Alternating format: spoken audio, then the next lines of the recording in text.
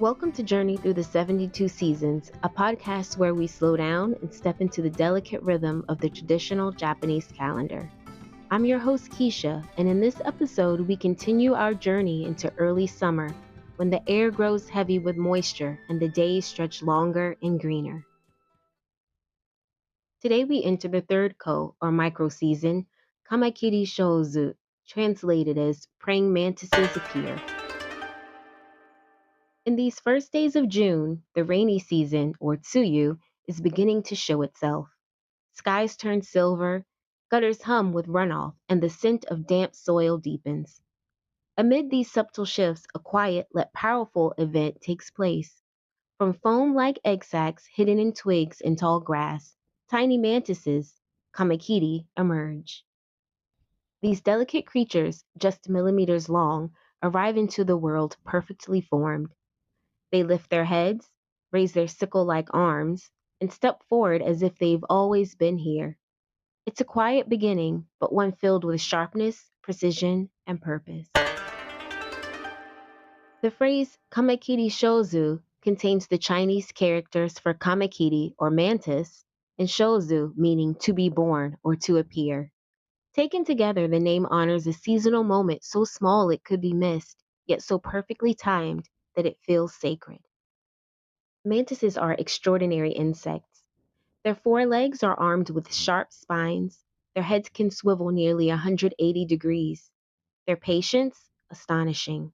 They wait, motionless, until the right moment to strike.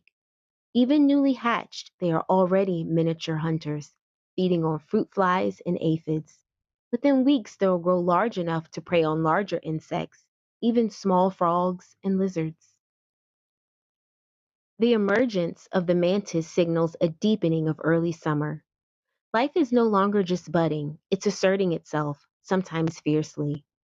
In Japanese art and folklore, mantises have long symbolized elegance, precision, and quiet strength. Their appearance in this season reflects a cultural appreciation for creatures that live without waste, still, silent, and sharp. This week's featured haiku comes from Kobayashi Issa, one of Japan's most beloved poets of the Edo period. Known for his humor, compassion, and deep empathy toward even the smallest beings, Issa gives us this gem. Toro ya gobu no tamashi miyoto. O mantis, behold your 5-minute soul. There's something both tender and powerful in this verse. Gobu no tamashi can be read as a 5-minute soul, suggesting that even a short life holds meaning. Issa addresses the mantis directly, asking it and us to see the beauty in a brief existence. The poem may sound light-hearted at first, but within it lies a universal truth. Everything that lives carries a soul, however short-lived. This is a classic example of Japanese mono no aware, an awareness of impermanence and a gentle mourning for the fleeting nature of all things. Kobayashi Issa's poetry is filled with insects. Frogs, lice, crickets, and fireflies all make appearances in his work. Far from treating them as pests, he portrays them as neighbors and fellow beings. In Edo period Japan, insects weren't just background noise, they were companions to the seasons. People kept singing insects in ornate bamboo cages. They wrote poems about them, painted them, and even composed music inspired by their rhythms. Insect appreciation is rooted in the Japanese worldview that everything, no matter how small, is part of the greater whole. It's a deeply animistic perspective, one that sees life everywhere, even in the tiniest corner in the field.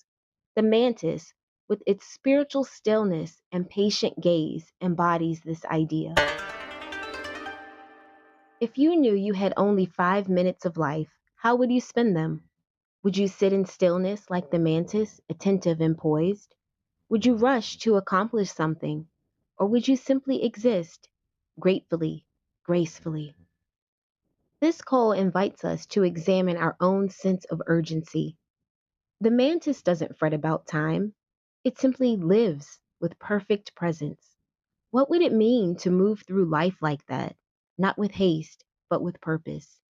In a world that is often loud and fast, perhaps we need more of the mantis, still, watchful, and aware of every passing second. If you'd like to read the full transcript of this episode or explore earlier ones, you can find them on our website. The link is in the description. Thank you for walking with me through this season, Kamakiri shōzu, when tiny mantises hatch and step into a green and rainy world. It's a reminder that even in the quietest corners, life awakens with intensity and grace. We'll return soon with episode 4 when fireflies emerge from the damp grass and begin to dance in the twilight. If you knew you only had 5 minutes of life, how would you spend them? Tell me down in the comments. This is Keisha, and I'll see you next week. Until then, breathe, observe, and stay in season.